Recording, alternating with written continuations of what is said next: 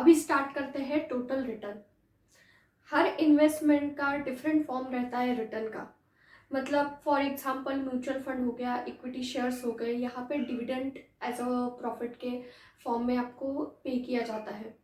या फिर अगर आप फिक्स डिपॉजिट या डिबेंचर में इन्वेस्ट कर रहे हो तो वहाँ पे जो फॉर्म रहता है रिटर्न का वो इंटरेस्ट इनकम होता है। एंड वही अगर आपने आपकी प्रॉपर्टी सेल की है, हाउस सेल किया है, तो वहाँ पे capital gain on selling house ये रहता है प्रॉफिट ऑन सेल। तो ये हर इन्वेस्टमेंट के साथ डिफर करता है कि कौन से फॉर्म में आपको रिटर्न जनरेट होगा।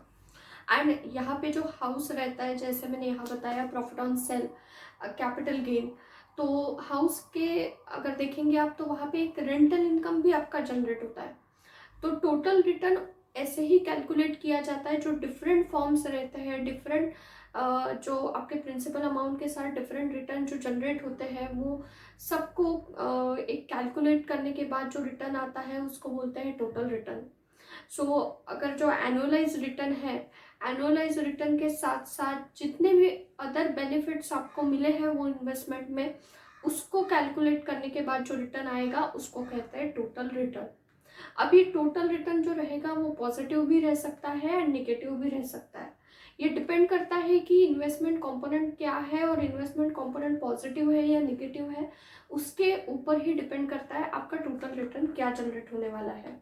सो ये तो हो गया एक इंट्रोडक्टरी पार्ट टोटल रिटर्न का। अभी इसके बाद ना एग्जाम्पल्स लेके समझेंगे कि टोटल रिटर्न क्या रहता है, कैसे जनरेट होता है, ये सारी चीज़ें अभी एग्जाम्पल के साथ समझी। जो एग्जाम्पल मैंने बोर्ड पे लिया है वो अपने इन्वेस्टमेंट एडवाइजर लेवल 1 के वर्कबुक में ही है। यहाँ पे जो इन्वेस्टर है अजय, उसने 10 रुपये की फेस वैल्यू पे 250 रुपीज़ में इक्विटी शेयर परचेज किया था। ठीक है, तो फर्स्ट ईयर 50% उसको डिविडेंड इनकम आया, एंड सेकेंड ईयर उसको 60% डिविडेंड इनकम आया, एंड थर्ड ईयर पे उसने 300 रुपये में अपना जो इक्विटी शेयर था वो सेल कर दिया। तो यहाँ पे जो rate of return on investment है वो कैसे कैलकुलेट करेंगे ये देखते हैं इस एग्जाम्पल में।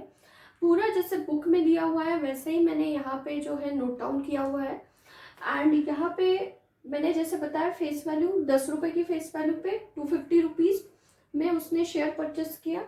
फर्स्ट ईयर डिविडेंड था 50%, 50%, 10 रुपये की फेस वैल्यू पे, तो 5 रुपये उसको एज ए डिविडेंड इनकम उसको जो है पे हुआ।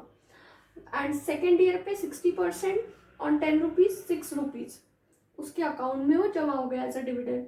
तीसरे साल में उसने 300 रुपये पे शेयर जो है सेल कर दिया, मतलब 50 रुपये उसका प्रॉफिट था वहाँ पे। एंड उसके बाद जो टोटल रिटर्न है ये अपना 5 rupees plus 6 rupees 11 rupees plus 50 rupees is 61। तो 61 रुपीज़ उसका टोटल रिटर्न था, जो उसको डिविडेंड के साथ प्लस प्रॉफिट को दोनों मिला के जो रिटर्न था उसका वो 61 रुपीज़ का था ऑन एन इन्वेस्टमेंट ऑफ ₹250 जो उसने स्टार्टिंग में इन्वेस्ट किया था, 250 रुपीज़ पे जो परचेस किया था। 3 साल बाद उसका टोटल रिटर्न 61 रुपीज़ का था। अभी rate of return per annum, इसको कैसे कैलकुलेट करेंगे? जो मैंने आपको बताया था एनुअलाइज रिटर्न के साथ जो अदर बेनिफिट भी इन्वेस्टमेंट पे मिलते हैं उसको जो है कैलकुलेट करने के बाद रिटर्न ऑन इन्वेस्टमेंट निकाला जाता है। तो यहाँ पे 61 रुपीज़ जो टोटल रिटर्न है डिवाइडेड बाय जिस प्राइस पे उसने इक्विटी शेयर परचेस किया था विच इज़ 250 इंटू तीसरे साल में बेच दिया तो 1/3 एंड इंटू 100, तो उसका जो रिटर्न ऑन इन्वेस्टमेंट है वो है 8.13% पर एनम का। ये हो गया रिटर्न ऑन इन्वेस्टमेंट इस एग्जाम्पल का। एंड इसी के साथ और थोड़ा डिटेल में समझते हैं नेक्स्ट सेकेंड एग्जाम्पल है टोटल रिटर्न का। यहाँ पे इन्वेस्टर ने 10 लाख रुपीज़ इन्वेस्ट किया एंड फिर उसने उसको रेंट पे चढ़ा दिया। तो मंथली उसको ना रेंट 3,000 रुपये आता था।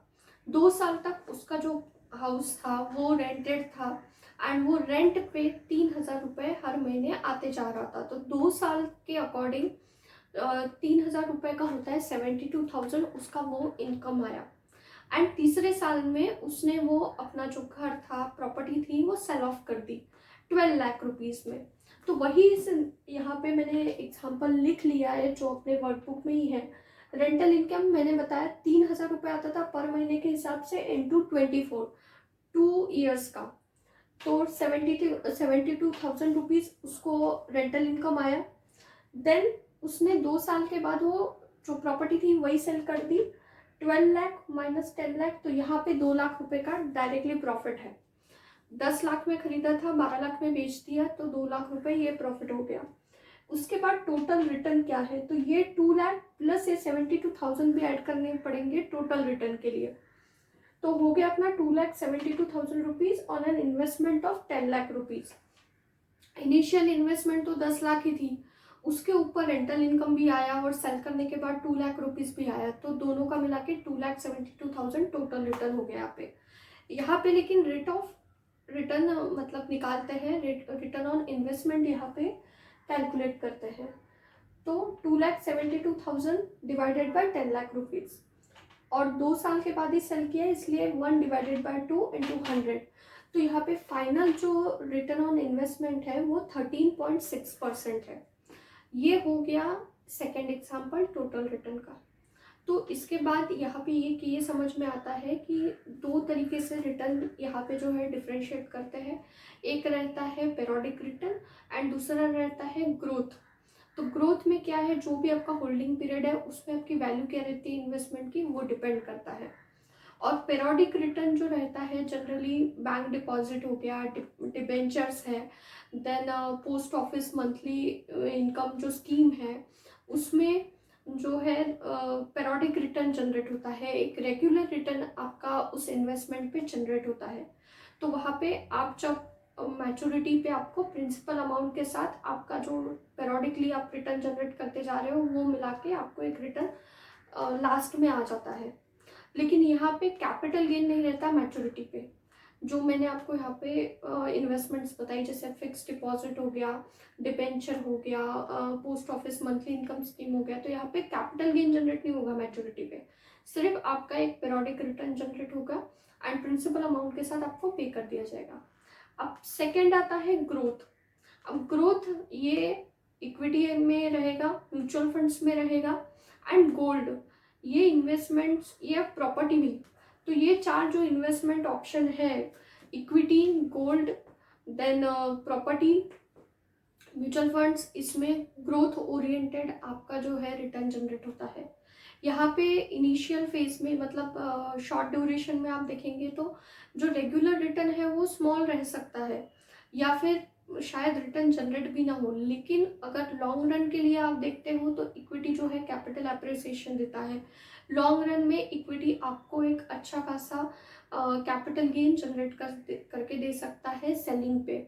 तो ये दोनों डिफ्रेंशिएट हो गया पेरियोडिक रिटर्न एंड ग्रोथ में, एंड इसी के साथ ये टोटल रिटर्न वाला जो टॉपिक है ये ख़त्म होता है। एंड अभी नेक्स्ट वीडियो में मिलते हैं नेक्स्ट टॉपिक के साथ।